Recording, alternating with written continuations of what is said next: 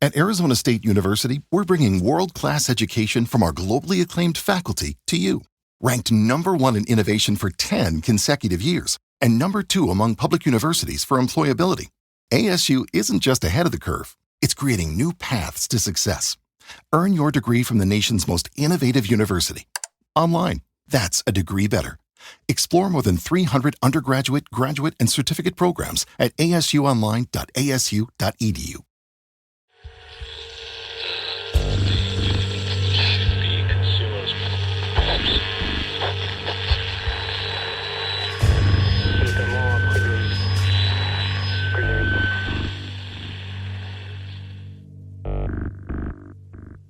Welcome back to the show, my friends. I am your host, Eric Szilagyi.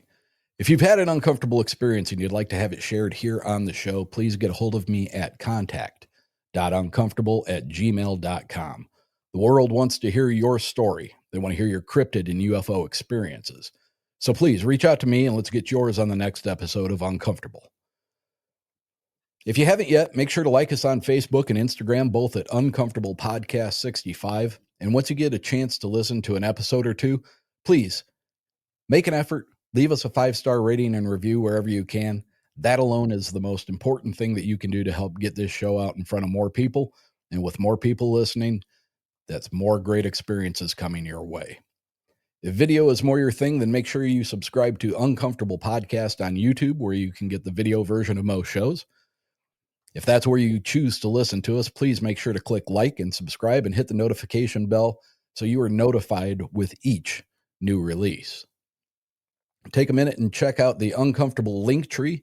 It's the single best place that you can find anything and everything uncomfortable all in one spot.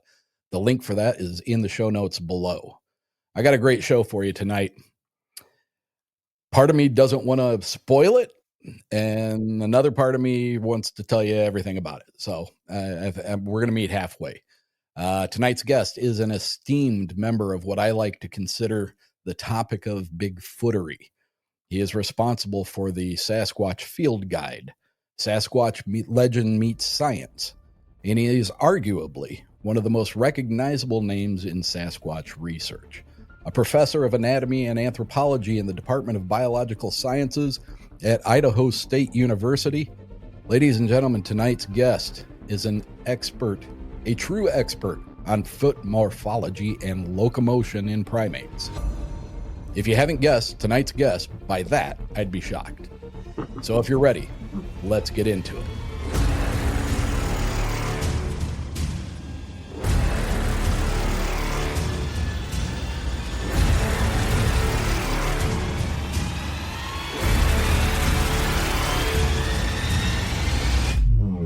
So if you will, please give a warm, uncomfortable welcome to Dr. Jeffery Meldrum. Dr. Meldrum, welcome to Uncomfortable. Thank you. Pleasure to be here. It is a pleasure to have you here, sir. I was kind of oogling and ogling there for a little bit before we started. It's truly a pleasure to have you on here. You are someone who has captured my attention, my imagination, for quite a long time. I mean, you're no newbie to this. How many years now? Oh, gee, it's got to be in excess. Well, it was 96, so yeah, almost 30 years. Yeah, it's impressive. Yeah, it's impressive, especially unsuccessful, but impressive, I guess, in that respect for endurance sake. Well, you've had your run-ins. I mean, it hasn't been an easy fight, has it? Well, no. And as soon as I said that, I don't want to diminish the successes we have had, short of the ultimate success. But I think in the 30 years we have marshaled and analyzed quite a litany of evidence. I think the case for the footprints is a remarkably compelling one.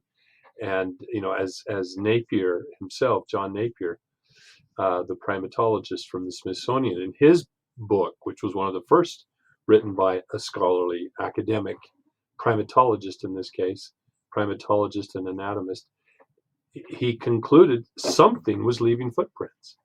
And I think that's an inescapable conclusion. Now, the one possible caveat is that something, an unrecognized species of bipedal hominoid, or is it something else?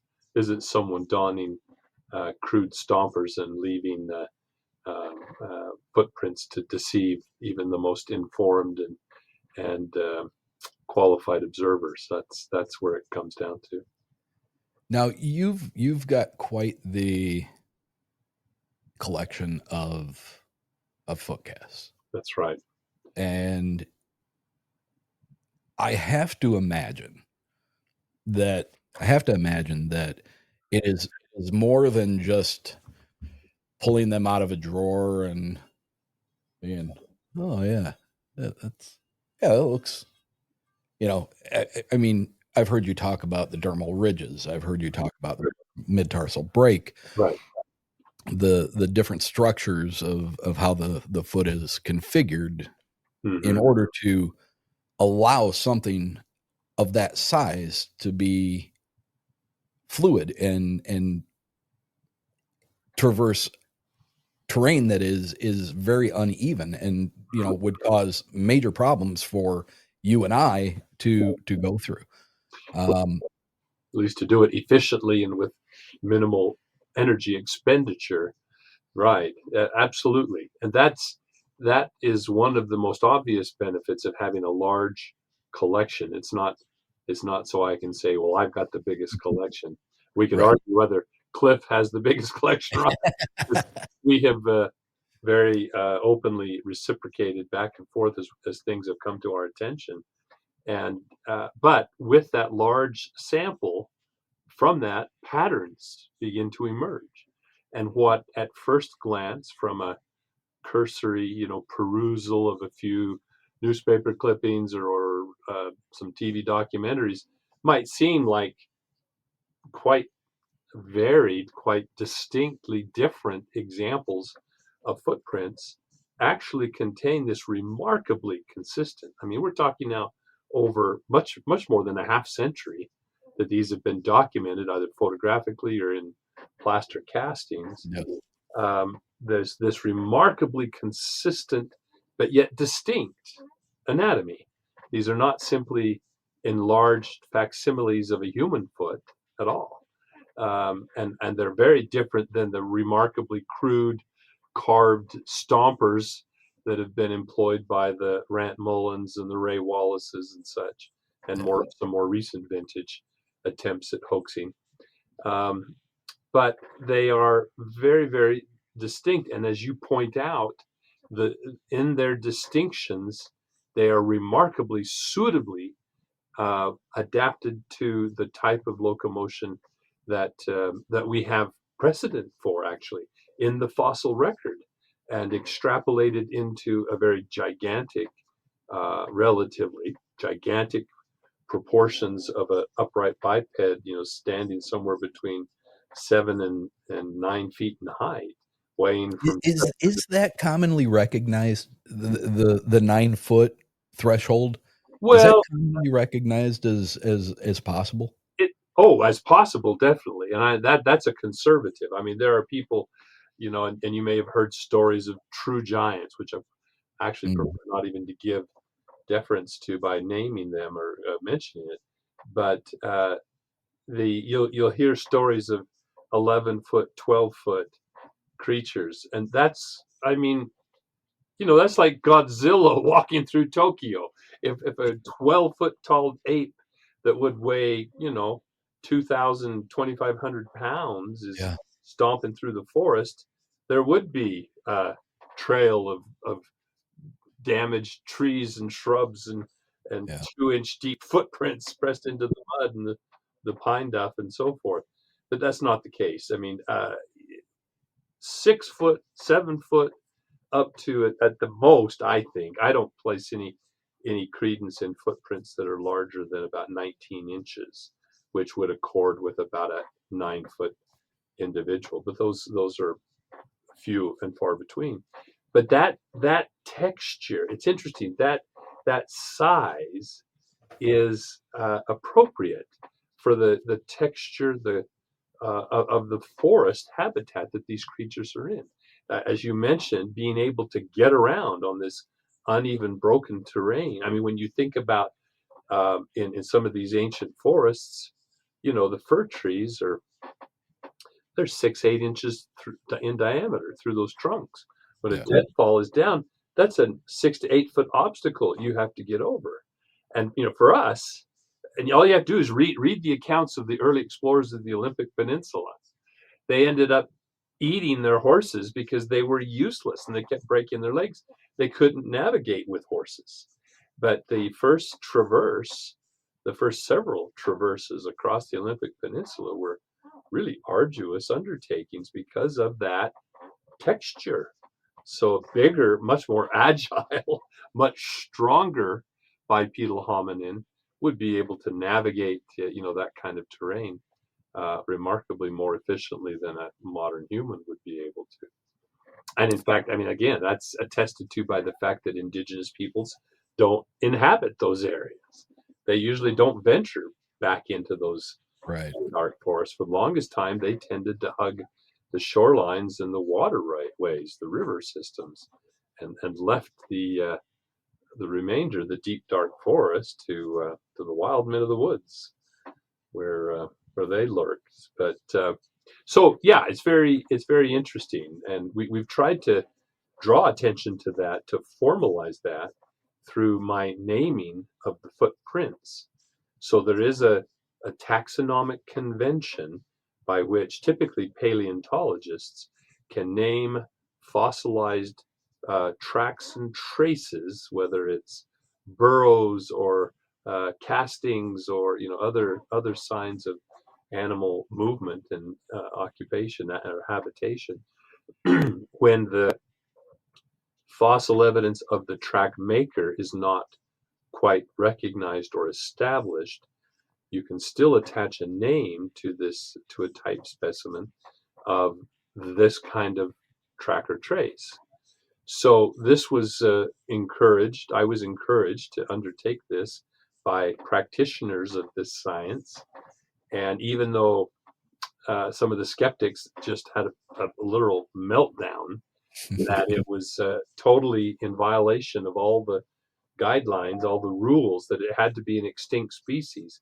Well, it was, like I said, it was people that are in the top of this field, that encouraged me, and it was published in a peer-reviewed article after it had been presented at a international symposium on Cenozoic tracks and traces.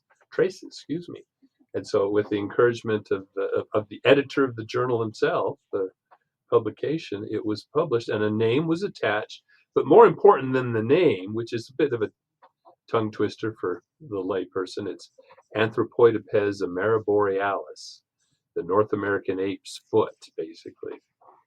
And but more important is the diagnosis. As you pointed out, as I tried to echo, there are distinctive characteristics that set this foot apart from the non-human apes that have a divergent big toe of varying degrees. And so that's just more like humans in that it has the non-divergent toe. But in so many other aspects, it's not like human. It has a flat, flexible foot, lacking a longitudinal arch. It has much greater breadth to length ratio in order to increase the surface area of support, contact and support for that disproportionately large body mass.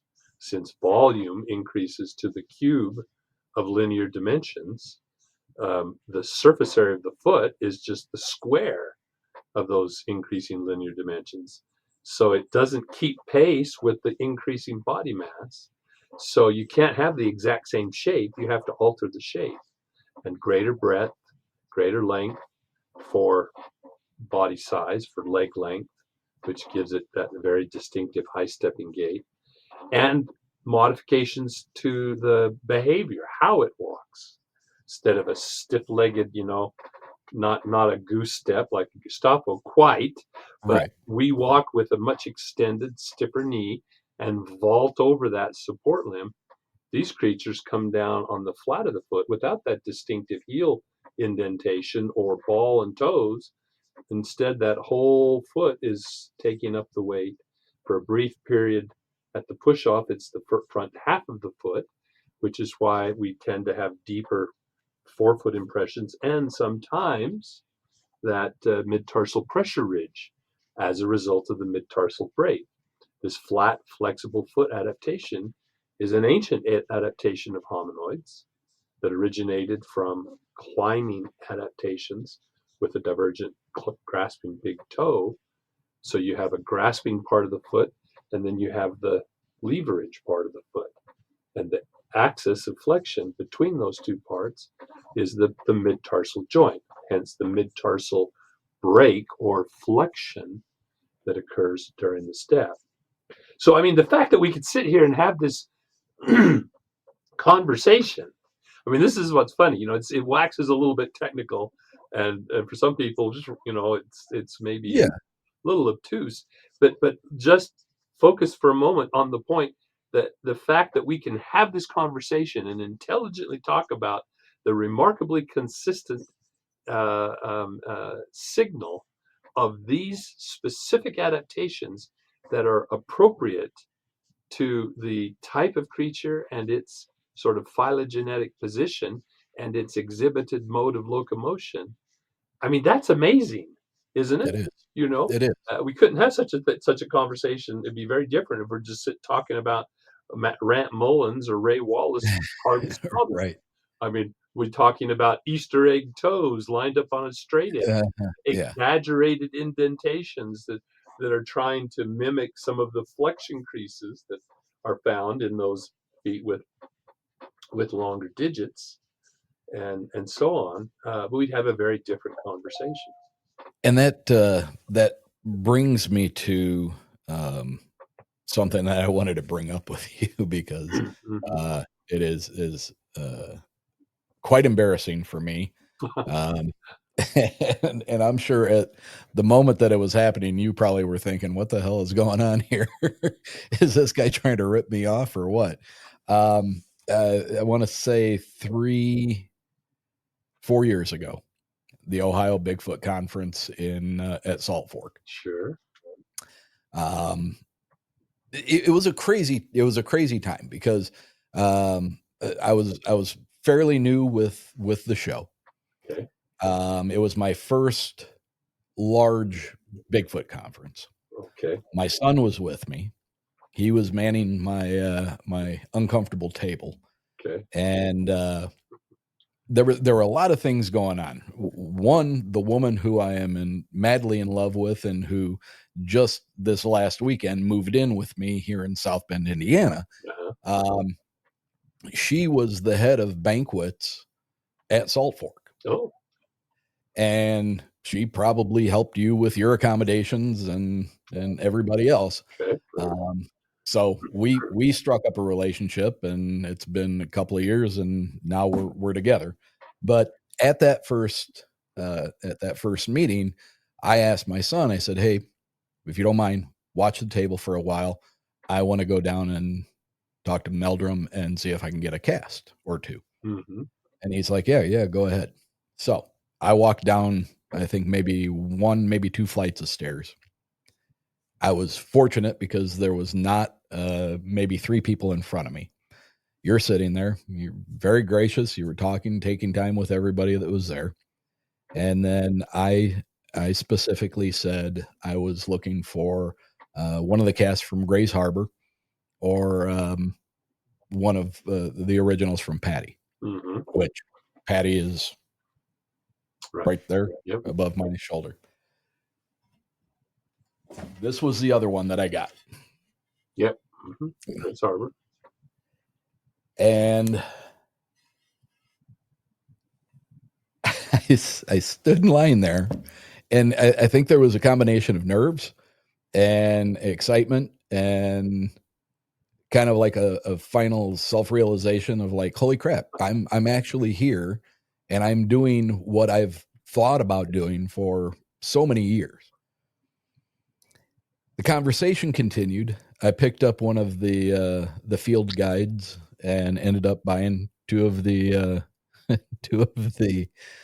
well, I say I bought them, but technically I tried to sneak off with them because we continued. I was holding them. You signed the back of it for me, of the Grays Harbor one, and then I just excused myself and I started walking away. And you very nicely, it reminded me that I had not paid yet, and I was absolutely mortified. I was like, You should. yeah, I might as well just pack my stuff and go now because oh, it was terrible. Oh, it happens, not that uncommonly actually, for the very reasons you described. People just get caught up in the moment, and there's so Yeah. much hustle and bustle, and we're usually passing things back and forth, signing this, signing that, and when it gets all bundled up together, you off you go, and so I was mortified. you're not the only one that's done that. Absolutely So, mortified. yeah. But the reason another reason that I bring this up is not maybe a year ago. My son, who was with me, he says, "Hey, I want one of those casts." Mm. And I said, "Yeah, all right, I'll get you one." And then I had a brainstorm, because when I look at this cast, it is difficult for me. It's difficult for me when I look at like just how almost perfect those toes, Mm. and everything about it. And it's kind of makes me feel weird. It's kind of like, yeah, I truly do think there is something out there, but would it look that perfect? Well, What are the chances that you got to find the right substrate and, the right mud to sand to water ratio to leave that print? So what I decided to do was I went and I purchased about $40 for these two bottles of silicone. And I took it and I made a crude mold around this cast. And then I poured that silicone on it.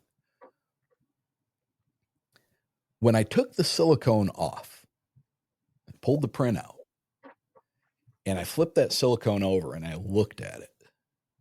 Now I was seeing what the actual print in the ground looked like. right. And it was completely different. Yeah, it can be that way. It became so much more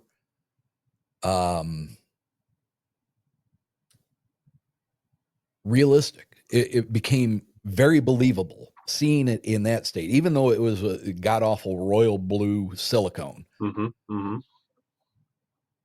It became very the distinct difference between looking at a cast and looking at what that actual print in the ground would have looked like, even though it's only about an inch around it, just seeing it in its natural state Mm-hmm. was phenomenal for me. Yeah. And I can't decide. I can't decide which I like better now. Right. Well, and there's a couple of reasons for that. One is different people's brains are, or at least the perceptive part of their brain is wired a little different, and some people find it very difficult to visualize or imagine back and forth between positive and negative. Mm-hmm. They have a real time dealing with the fact that you pulled something out of the ground and turned it over, and now there's this positive image. And Yeah. in fact, in their mind, they sometimes even looking at a photograph of an imprint, they see it as a three-dimensional object that protrudes out. I've had that happen. Yeah. It's not all the time, but if it's taken in the right, everyone is susceptible right to the effect of that optical illusion a bit now and then. The other point I think that is important to recognize is that a footprint is not a mold of a foot. even this particular one, which is almost given the clarity, but it is a record of the continuous disturbance of the soil by the foot through the entire course of the step.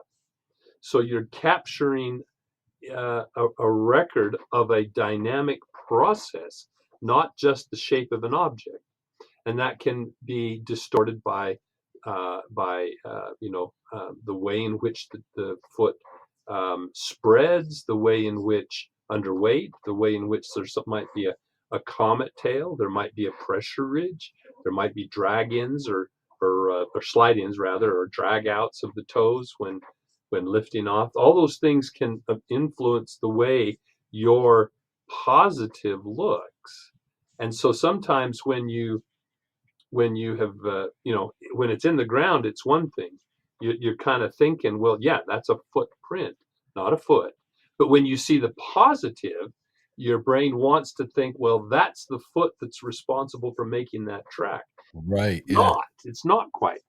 Now, Yeah. in that instance of the Hereford, this is why I give out, usually now at least, consistently, I give out these little one-page annotations and try to give some Mhm. background. And I include a photo of the actual footprint of that Hereford cast. And when you see the conditions, you realize why it seems like lightning has struck, because it really was. It was this hard-packed logging landing at a logging site with a thick layer, an inch and a half of dust, pulverized flour that had been wet down by the rain. And so when the foot stepped, and again, there's this more direct downward step rather than a distinctive heel strike and a toe off and the opportunity for sliding. The push off comes from the entire forefoot. The toes provide traction, but they're not really propulsive, so there's less distortion. But in this case, it pressed right down through to the hard pan. So you can see, if you look closely on your cast, like under the heel where the greatest weight is concentrated, even under a flat foot, and the toe tips, they are very, very flat. They look almost artificially flat. That's because they've hit that unyielding hard pan underneath the moistened dust.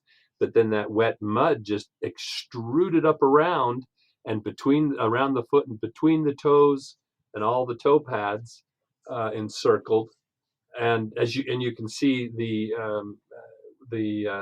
deputy sheriff, Dennis Hereford, was so impressed with what he was seeing that I think he quadrant it off and then zipped back down to the station and came back sometime later with the casting kit. And by then the sun had come out, the sun was beaten on those tracks apparently, and they started to dry. And those little ridges you see are the Yeah. infilled cracks of the dried mud that has desiccated and shrunk just a little bit and Yeah. created those cracks. Some people get confused and think it's some kind of vein or it's some feature of the foot. No, it's an artifact of the drying of the mud, which was then captured by the casting process. But that's why that is such a popular, not only the credibility that it was documented by an on-duty deputy sheriff, uh, but the fact that it's just so remarkably clear. It's rare that you get a situation that produces such a dramatically vivid example of the foot interacting with the substrate. So using this one as an example, Yeah. are there significant distortions in what I'm looking at? No. Or is this is like lightning struck and you got the best you're probably going to ever get? Just about, yeah. So that's about as close as the process that you undertook. You see, if you were to do your exercise with that silicon with someone's foot sitting up on top of the table, laying down, Yeah. and then you put a little wall around it, and you pour that silicon rubber around it, and then peel that off. That's a mold of the foot, not Right. not a cast of a footprint. This process of stepping in that mud with a fairly flat step, and that's further attested to by the fact that where there are snapshots that show multiple footprints, the creature was not striding with earnest motivation to get from point A to point B. It was seemingly investigating, and so it was stepping with small steps, so not a big step length, which would further exaggerate the simple placement of the foot rather than stepping out with more propulsive force during the push off from the forefoot, which would have produced maybe an extrusion feature of the mud, creating a more of a pressure ridge. But in this case, it just, was just stepping carefully, cautiously, and impressed that into that mud that just came up, extruded around to make a ridge all the way around. Perfect dam for holding the plaster and preserving the outline of the foot. So it's a pretty darn good outline. There's not really much distortion. The only distortion I would suggest is what I've mentioned is the Sasquatch by as evidenced by examples where they have, say, stepped on a stone, have a rather substantial sole pad. I mean, we all do to varying degrees, and the great apes do as well. But this, given their size, could be even more because the volume of that adipose tissue, anchored with connective tissue, septa and columns, that's the shock absorber. It's like an elephant, I was telling someone the other day, did you realize that elephants are digitigrade? They walk up on the tips of their toes because that space back behind is filled with this gigantic melon of fat. Their fat pad is enormous, and so their toes are just touching, but the heel is sitting on or resting down on a fat pad that's 3, 4, 5 inches deep. And so so when this Hereford track, when that foot hit the hard pan, there's probably a little bit of lateral displacement. Oh, and we see this. This is an interesting line of conversation. One of the other dramatic features that's so compelling too about the Hereford case is that there are 2 half tracks associated with the casts that were documented. Now, by a half track, what I'm talking about is, you've got in your mind, because of the comments that you've made, a pretty good visualization of the mid-tarsal break, which occurs right there in the midfoot, separating the heel segment from the forefoot. And I'm doing this metaphorically. My fingers are not equivalent to the forefoot. It's back. If I had a model, I should have grabbed a skeleton model and I could illustrate it better. But when they run, unlike us, where our foot can be poised up on the ball of the foot, supported by a longitudinal arch, in the absence of that arch, their foot isn't up on the ball. It collapses into flexion, and it's the entire forefoot that leaves an imprint when they run. Well, there was a stretch of the trackway there where it apparently was startled by probably somebody coming to the site and bolted back towards the tree line with nearly twice the step length. And so the distance between tracks. And those tracks were half tracks. It was up on the front half of the foot. Now, I bring this up because, that's interesting because the half track terminates right where we would predict the presence of the transverse tarsal joint. So it fits the morphology, fits the model of the morphology perfectly. But the other subtlety that's so fascinating is if it was running with some increased impact on a more limited area of the sole, namely the forefoot, the fat pad under the forefoot, that increased compressive force causes greater lateral displacement of the sole pad. So the front of the foot is wider. Exactly. And so when you take that resulting cast, and one of the features that's kind of distinctive about the Hereford track, when you see on the lateral side, there's kind of 2 distinctive bulges. I think arthritis of the head and the base of the 5th metatarsal. We see examples of this in other tracks, totally unrelated. There's a good one down in the Blues of southeastern Washington, for example, that shows that similar kind of pathology, and it's very consistent with human, clinical cases of osteoarthritis. Mhm. So, but what is interesting, that distinctive appearance of the not ball, but double bulges there Yeah. in the half tracks, that's obliterated by the expanding sole pad underneath the foot, because it extends out to the point that it mutes that Yeah. very distinctive pair of bulges. I mean, but it makes perfect sense. Again, the subtleties of anatomy that pop up when people just say, "Oh, those are just made by someone with fake feet," or "Oh, that's just a man in a fursuit."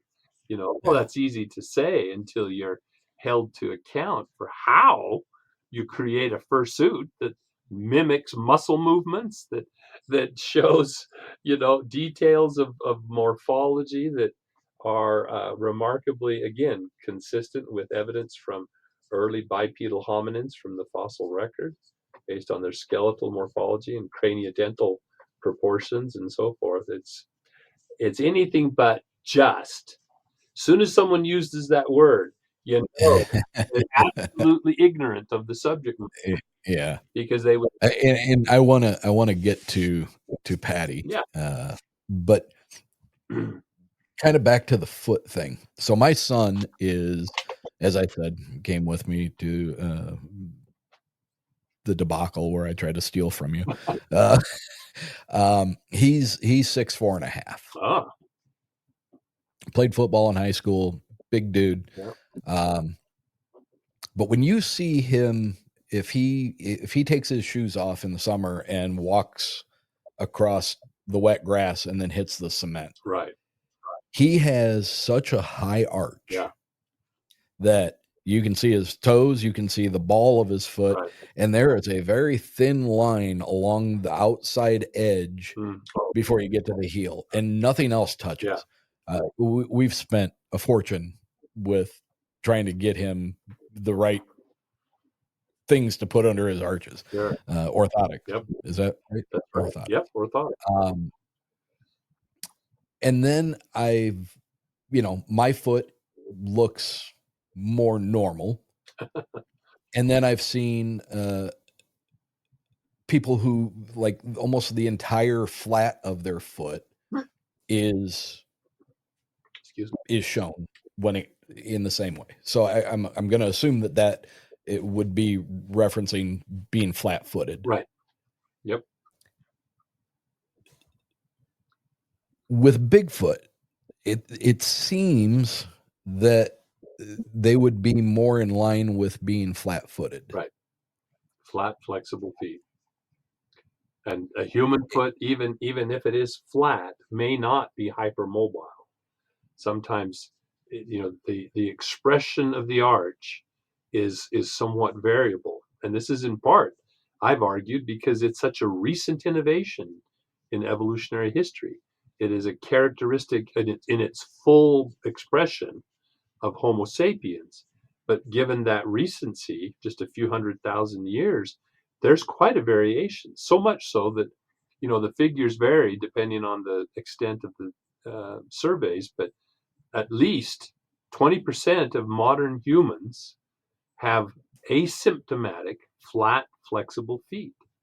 They don't have arches.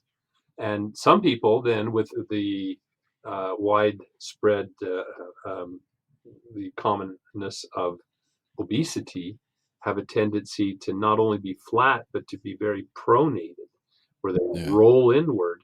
And then that outline, instead of there being a sort of an hourglass shape, like your son's narrow little bit, some people have Mhm. hyper arches where there's no part of the midfoot that touches the cement. Um, and that's not good either. That high arch configuration makes individuals prone to stress fractures as much as hypermobile flat feet. And so Interesting. they're kind of rejected from the infantry as much as people with flat feet. They don't good hikers. Um, but the point is, instead of that hourglass shape, a pronated foot will have a convexity on the inner side of the foot, because they're rolled so far in. Of course, that's hard on the ankles. It's hard on the knees, translates all the Mhm. way up to the hips and even the lower spine. So, um, so yeah, it's a very recent innovation. And this is part of the problem. I've had, kind of knockdown, drag out arguments with a couple of podiatrists in the past who who only see the foot. Well, that's all they've ever looked at are human feet. They only see it through a human morphology, human adaptation lens. And anything that is different, because Sasquatch is not, like I said, it's not just simply an enlarged facsimile of a human foot.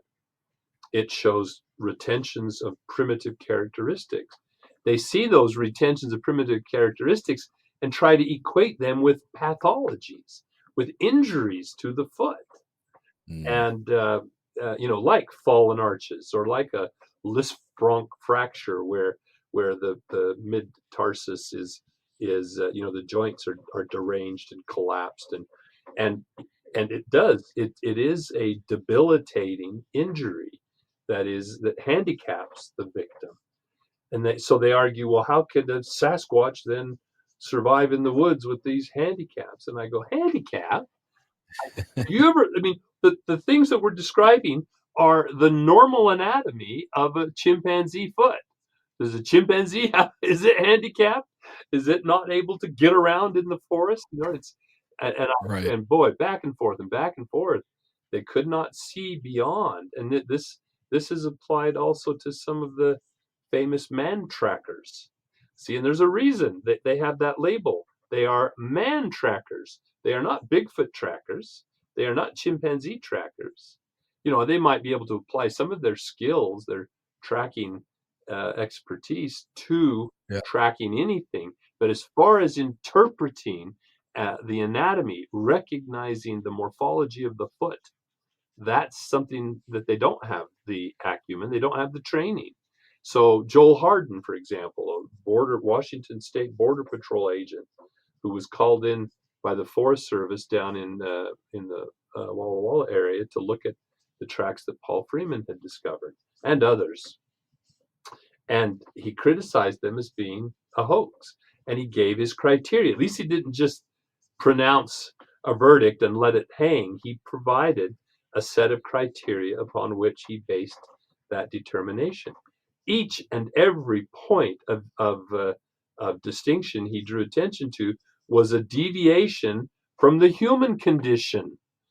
But those deviations aligned perfectly with the model of the Sasquatch foot, which is a coherent, functional, rational model for a large bipedal, primitive hominin or hominoid species.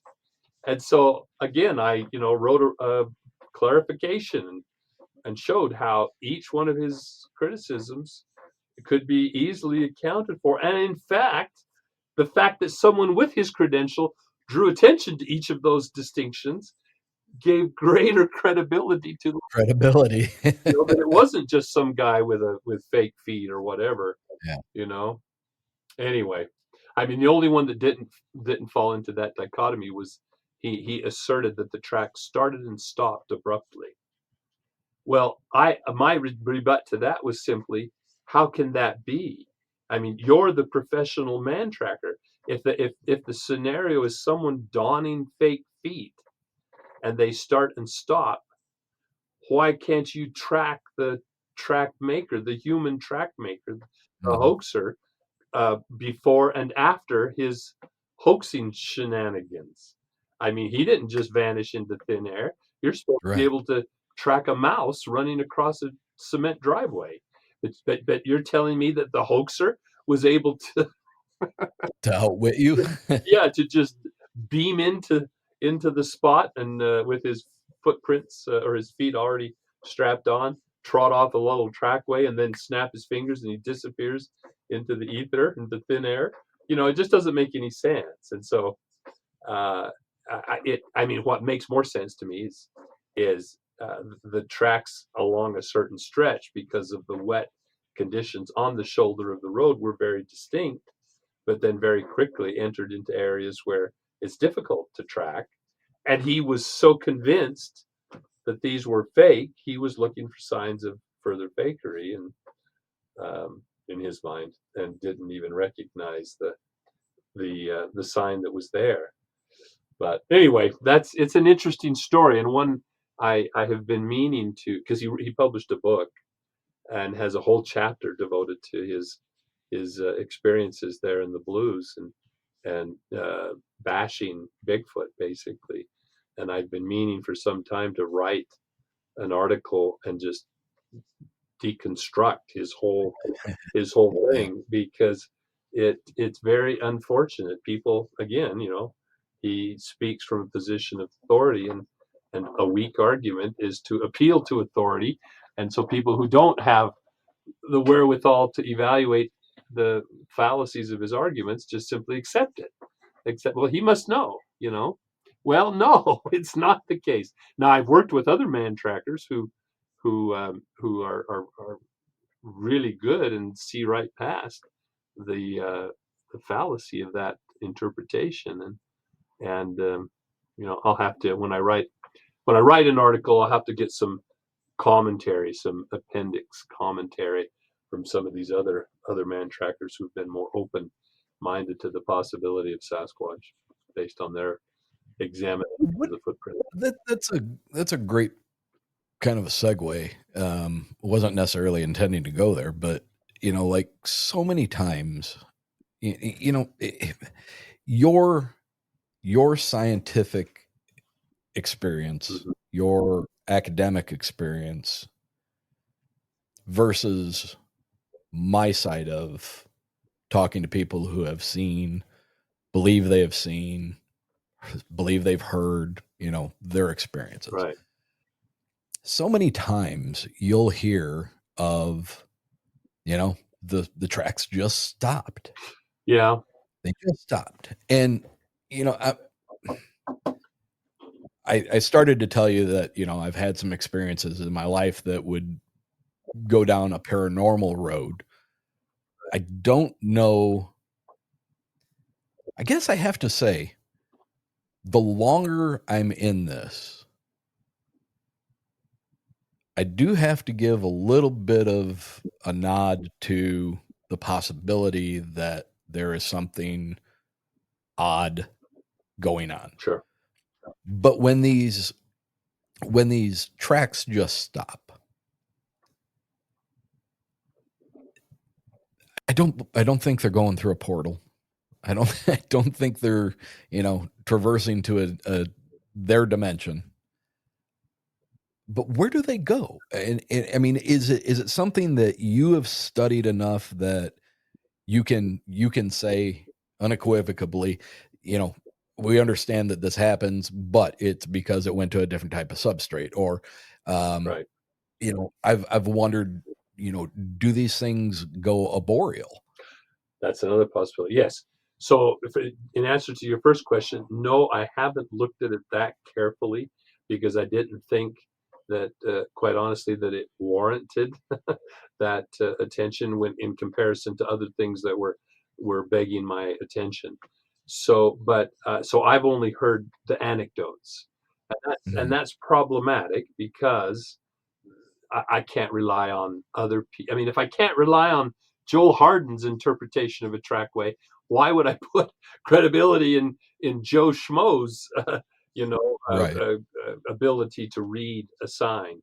And so, and I've talked to other trackers about this notion, and they just kind of roll their eyes and say, well, I mean, it happens all the time. I mean, that's why trackers have those sticks, those poles. It might be an antenna, it might be a rod that they have demarcated, but when it appears that the footprints have disappeared and they have established kind of the pattern of the step length, you take, like, if it's an aerial, you collapse it down to that step length, and you put it at the tip of the last footprint, and you strike an arc, essentially. I mean, you don't score it in the ground, but you strike an arc, because the next footprint should be somewhere along Should that fall arc. within there. And then they Yeah. look for it, some sign, and it might be nothing more than a bent piece of grass, or a freshly broken twig, or a pebble that's been displaced and exposed the cavity.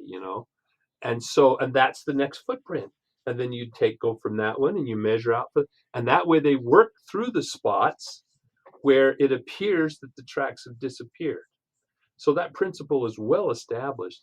But first, I want to say I haven't had so many experiences and gained all this gray hair without having learned that you never say never. I mean, there are things in this world, Horatio, the quote Shakespeare, uh, that we just can't imagine. And so I'm open. I'm always open, but I hold anyone with such an anecdote or such a proposed explanation, they have to be held to the same standard of evidence. Otherwise, we're talking of a totally different realm. And many aspects of the paranormal realm apparently don't lend themselves to our empirical, experiential Yeah. observation and analysis. So I want to make it clear that I'm not so stubborn in my attitudes, or so set in my attitudes or my conclusions, that I don't acknowledge the possibility. Now, I hope that doesn't open a Pandora's box, because my experience has been when people and my well, let me back up one step. My experience has been because I'm always keeping my eyes open for tracks, whether it's just deer tracks or the neighborhood dog. When back when I used to go on long walks much more. I mean, this was part of the reason I would spend so much time in the field, so that I in parts, not only to find the evidence and so forth, but also so that no one can justifiably claim that I'm just this armchair expert who's never put boots on the ground. I mean, I've put boots on Yeah. the ground probably more than most of your investigators out there until of late. Spending a month at a time in the backcountry in roadless areas. Not many people can lay claim to that kind of, because I had the luxury of 3 months summer with no content Yeah. to teach, and just to be able to conduct my research and so forth. So there's that. Another thing to add is many of these so-called claims of tracks starting and stopping are in snow. And Yes. in snow, when you have tracks going under a tree, or you have tracks on open exposed areas where the wind blows, you can erase a trackway without a trace left. And it looks like, for all intents and purposes, and in fact, in many cases, the tracks are not Bigfoot at all, but they're a bounding creature like a deer, or even, I posted not too long ago on Facebook just to illustrate. I think it was a weasel, just boonk, boonk, boonk. And when he was done, it looked like a little series of single footprints in the over attributed tightrope walk. The tightrope walk, Yeah. the Yeah. single file march is grossly over exaggerated, and is not a litmus test of Sasquatch trackway, and it has led to much confusion. Anytime you see someone post a picture of a remarkable straight line of impressions in Yes. the snow, but they don't bother to come up and take a picture directly over one of those holes, where you would very likely see the individual hoof prints or paw prints of the bounding animal. That's a big red flag. Not always a giveaway. People are, in they are not necessarily thorough in their collection and presentation of evidence. I mean, to them, it's more informative to see the panoramic shot than to see the close up. But the close up, the proof is in the close up. You got to look down into that punch hole and see if there's any detail. A lot of times there's not. The snow falls in, or more snow drops on top, and then it mutes the details, and it looks like a singular impression. But all important. So that straight line, that's pretty much a misnomer then.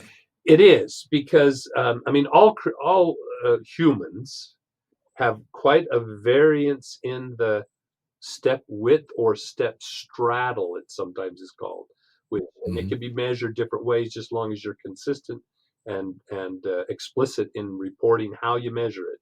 Usually it goes from center of heel to center of heel, perpendicular to the line of travel. I keep waving my hands in front of my face, but I'm trying you know and so humans vary tremendously.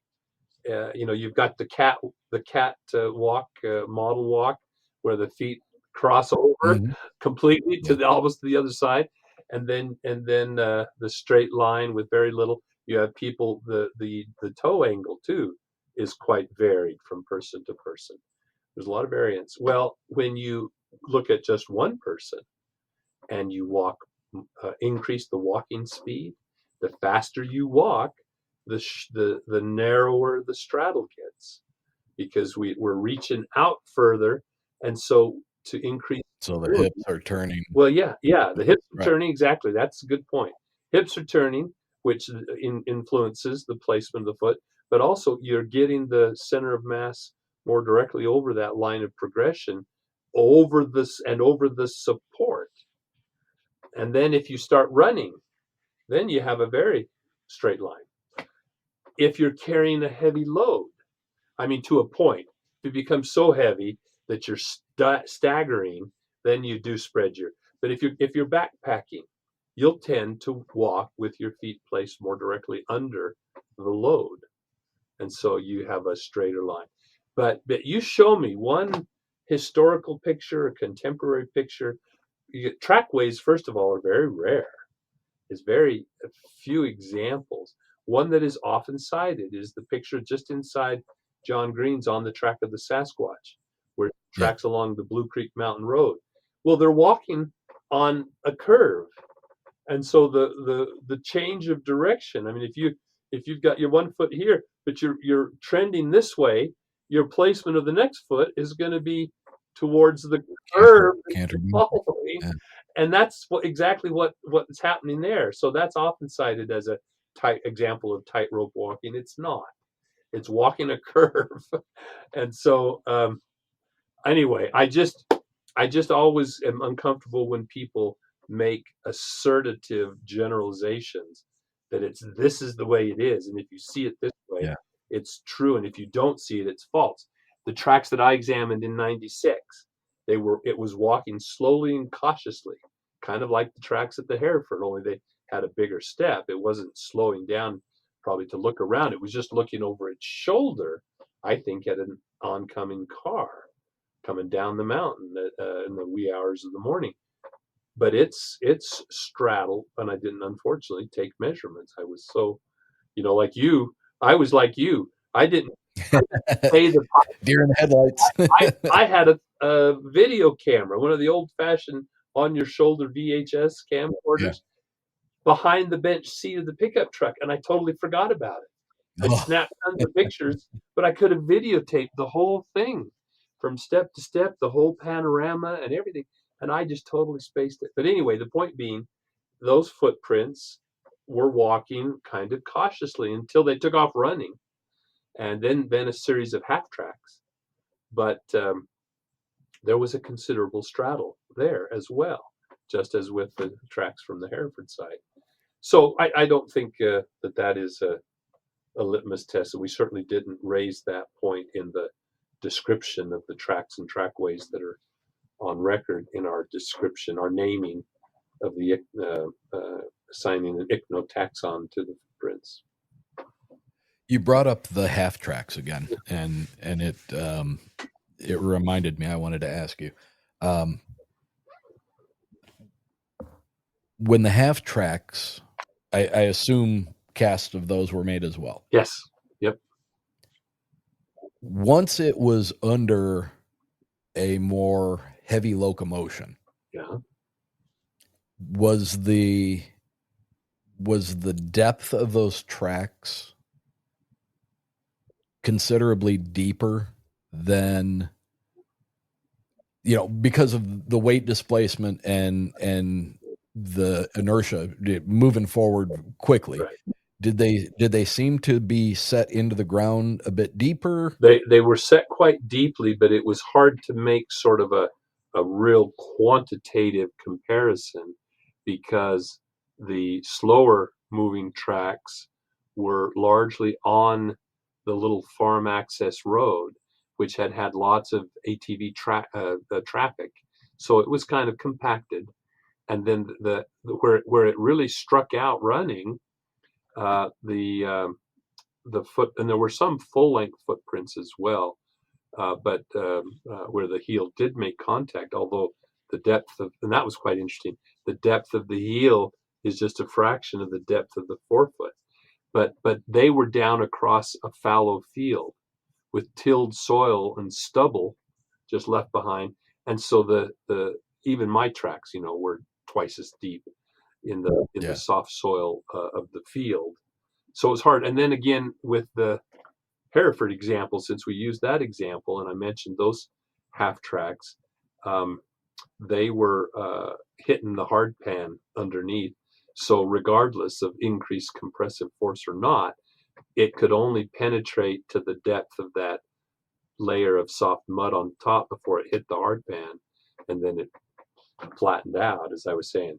One interesting thing about the half track, because some have questioned, well, is that a justified interpretation, or did someone pouring the plaster just run out because it kind of tapers and is quite attenuated? There's actually a jagged piece of plaster that has broken out. Well, Cliff Barrickman has since his with his notoriety from his tenure on the cast of Sure. Finding Bigfoot, he's become kind of displaced me, in fact, as the lightning rod for footprint casts being brought to his attention. And one that was really quite stunning was someone, it appeared at one of their town hall meetings on the show, and someone came up and said, we've got a cast from this Hereford incident. And apparently some people had gotten word. I don't know if Hereford talked to people when he went back to town to get his casting kit or whatever, but some people started getting word and were coming up. They had to tape off the area while he was working. But he had, as is often the case when you mix up plaster, there was a little bit left over. And he saw this one couple that were obviously very intrigued by the whole thing and the incident and the process. And he apparently motioned them over and said, here's some extra plaster. You want to make a cast of your own? And so they did. And they made one of the half tracks. And it was actually the mate, the matching foot to the other half track. Not necessarily in sequence, but what it showed and why I was impressed with it confirmed that, yes, this is a half track. It had the same dimensions, had the same point of termination. You held them up side by side and they just looked like mirror images of one another, pretty much. There was some obvious differences in the conditions and circumstances, etc. But this was a legitimate documentation of a half track. Now, if you look at the very distinctive footprint that was cast by Bob Titmus, for example, just like I mentioned, the full-length track in the soft substrate where it was clearly running left that differential impression under the heel versus the much deeper forefoot. If you look at that mid-tarsal pressure ridge in Titmus's cast from the Patty side, from the film side, the deepest parts are under the forefoot, just in front of the pressure ridge, where that soil was displaced and humped, well, not displaced so much as humped up, a vertical displacement. But the deepest parts are under the forefoot, because during that walk, not a run, but a walk, when that heel comes up, now all the body weight goes through half of the surface area. And so the compressive forces are greater, and then with the push off comes a little bit of an impulse as well, with an increased ground reaction force, but greater compressive forces that accentuate that greater weight bearance, and you get that very distinctive look to the footprints. So, and multiple. These aren't just spurious interpretations of anomalous examples. These are based on the interpretations are based on repeated appearance of these features over and over and over again, spanning, as I said, over 50 years, 60 years of time, and over all the places where the Sasquatch footprints, and not only in North America, But this is where it really gets interesting. Is I had the chance, as I've described repeatedly, the chance to go to China. And the short of it is, without giving all the background, I can answer any questions you have, but a pair of right and left casts were made of a Yeren by a park ranger who had seen it sunning itself out on the rock face, on the boulders. And when he startled it, it took off anyway. He tracked it and also went back to get materials, to get plaster so he could make casts, where it had apparently squatted beside a spring and had therefore elevated its heels, rocked forward, as you would expect, flexing across the transverse tarsal joint. And this differential impression.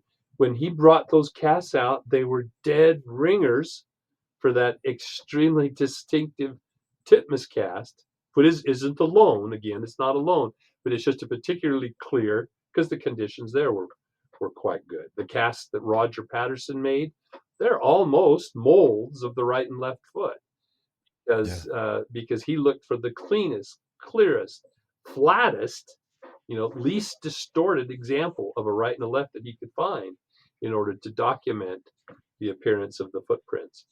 But there were others, when Titmus came down, he cast 10 in a row, regardless of the quality.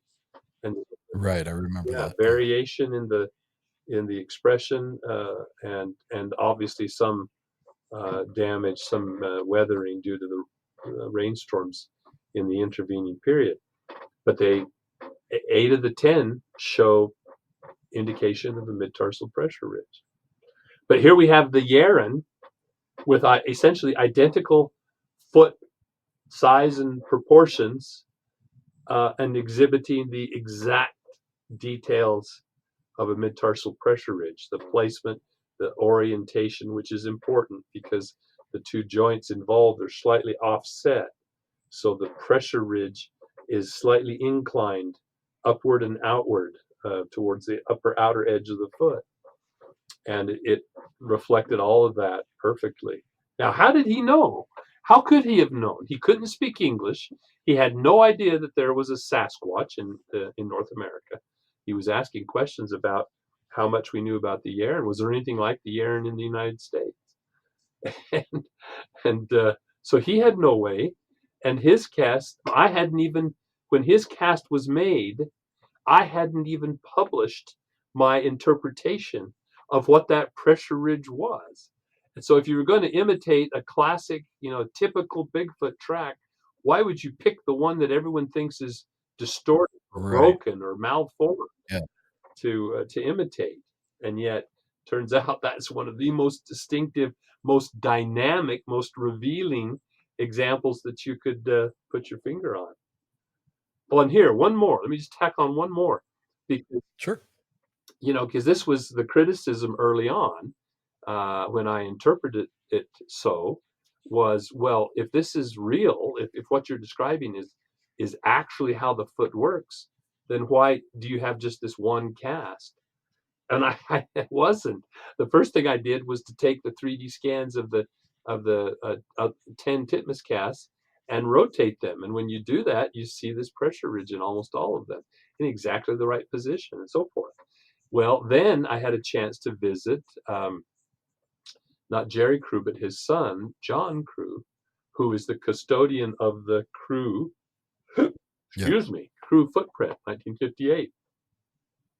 And when it was photographed, with his crew cut and his little spectacles and with that cast there, the reporter used a flash of the period, probably one of those blue flash bulbs, and flash, big burst of hard light that makes a stark shadow behind. Well, it also has a tendency to flatten out because of that illumination. Things look flatter. I mean, Jerry looks like a cardboard cutout, and the footprint looks like a flat piece of cardboard itself. Well, I had a chance then to actually take the original out of the shadow box, set it on the counter, and examine it. Guess what? It has a pressure ridge. Absolutely distinct, unmistakable pressure ridge. Looks just like a bigger version of the titmus cast, but it wasn't appreciated, just like you don't appreciate it when you look at the other titmus cast until you rotate it, and then all of a sudden that ridge indentation, the negative space, shows up. I mean, so it's there. The first documented cast of a Bigfoot track in North America epitomizes the distinctive morphology of the flat, flexible foot, which has a How representation. Yeah. how important is modern technology with like if you happen to watch Expedition Bigfoot, they've got these scanners now, and they can scan impression in the ground, and then they pull the cast out and the 3D model, all that stuff. As far as your experience with the casts that you have curated over all these years, is there I would have to think there's some importance to the newer technology. Yeah. Oh, there is. There most certainly is. And this has been, it's always a little bit of a quandary. I mean, I'm a functional morphologist, and there are these techniques that have burgeoned as my career has been kind of waning, quite honestly. But these what are called geometric morphometrics. In the old days, we just called it multivariate statistics. Where you look at associations or affinities based on the pattern of many metrical dimensions and so forth. Whereas now, with face recognition protocols and so forth, you can determine lots and lots of landmarks and can be crunched. And that's something that, I hope someone will come up in the ranks behind me and tackle that kind of thing. With AI now, especially, the thing that has always caused me to be reluctant to jump in, to expend too much energy in that area, was that we're dealing with a cast of a footprint. Remember our discussion about between a print versus a mold of a foot? And these techniques have been long used to compare, say, a femur, a static object that's not subject to deformation or distortion during use. Nothing appreciable. Basically, you're pulling skeletons or fossilized bones out of museum drawers, and you're taking discrete metrics that then you're doing the statistical analysis on. But when you have a footprint that's subject to compression and expansion, to distortions by slide-ins, by the three-dimensional surface is distorted based on compressive forces and points of plantar pressure, and toe position varies with flexion, extension, splaying, abduction, adduction, etc., etc. So how do you compare? I mean, just comparing footprints between of one individual between steps would be quite challenging. I had tried something where we looked just at the sole pad, but see, even that's subject to distortion. But at least you don't have to deal with the idiosyncrasies of highly mobile toes.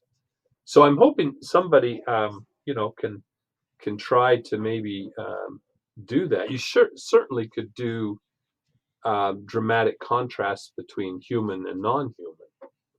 I mean, we did things like that when comparing fossilized footprints, like the Laetoli hominin footprints, comparing it to human tracings, and because they're not just little humans walking around on arched feet. They have very different proportions.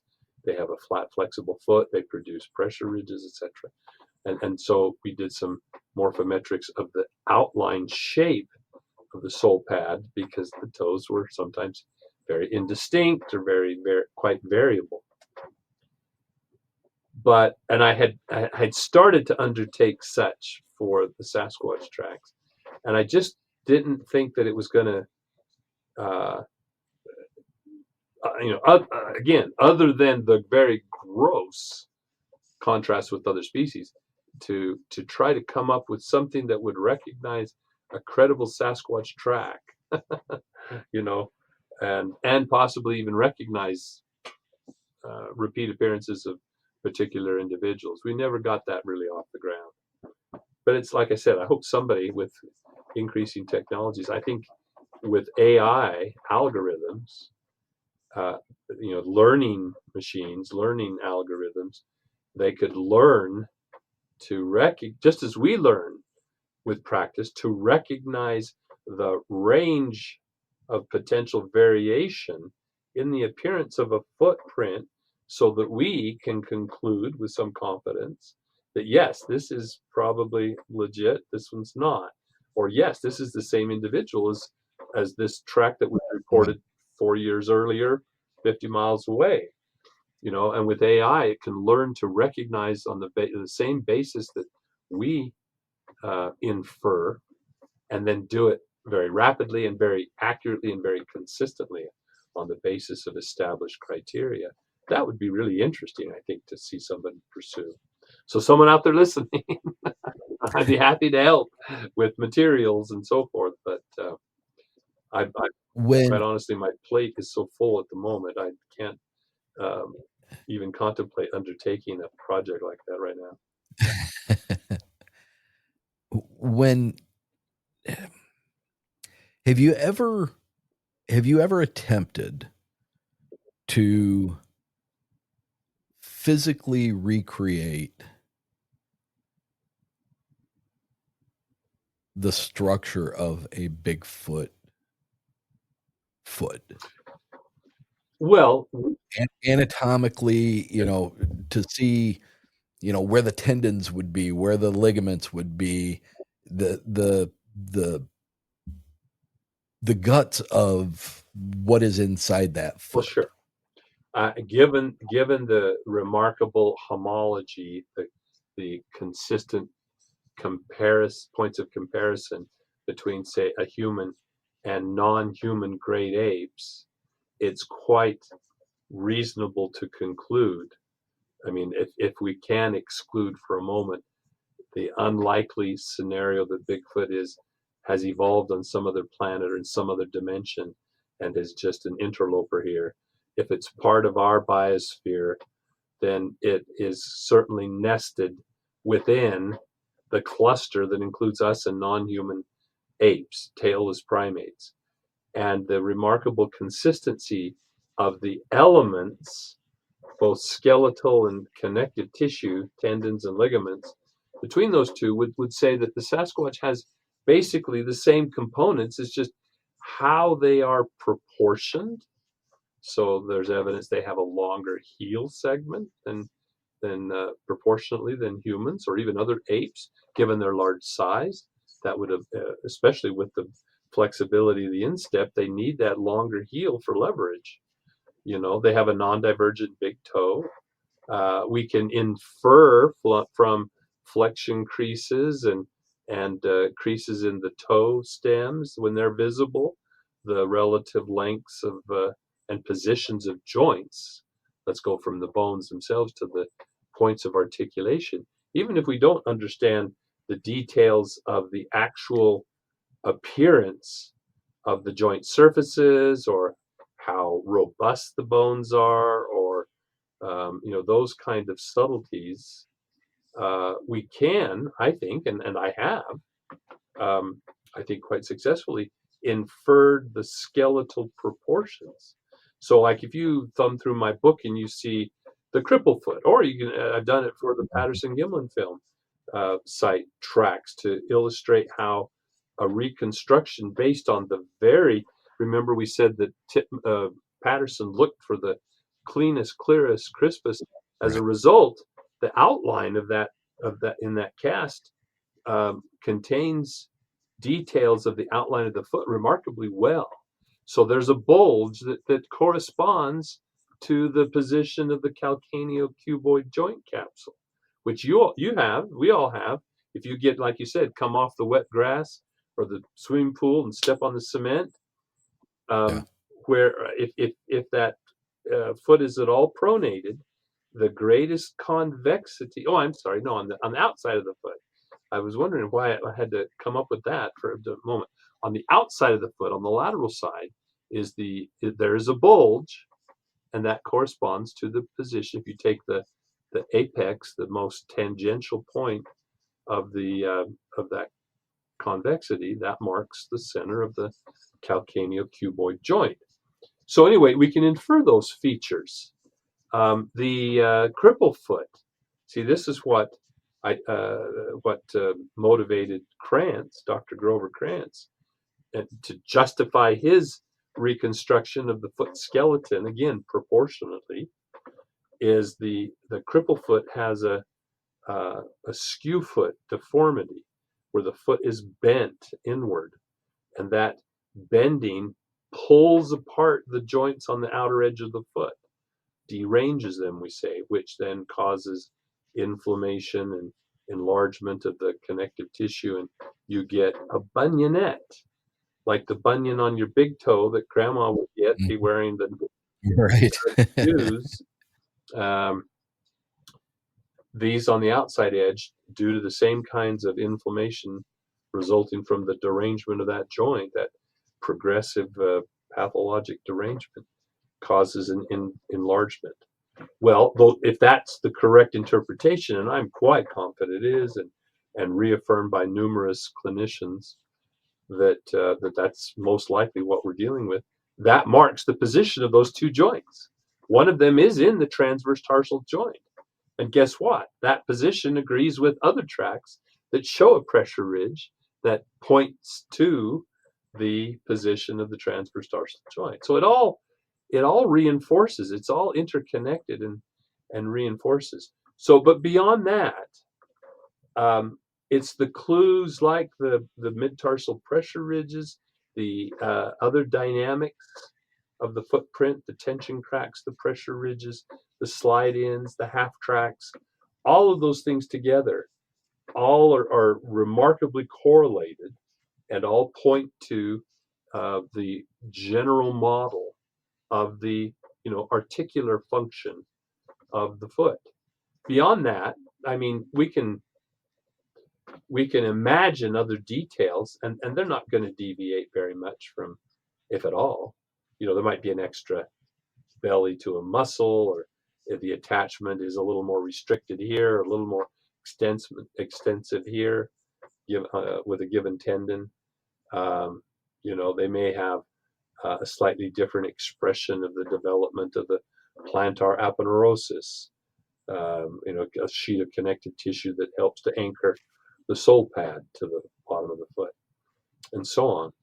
But yeah, there's nothing. I wouldn't expect there to be any surprises. Put it that way.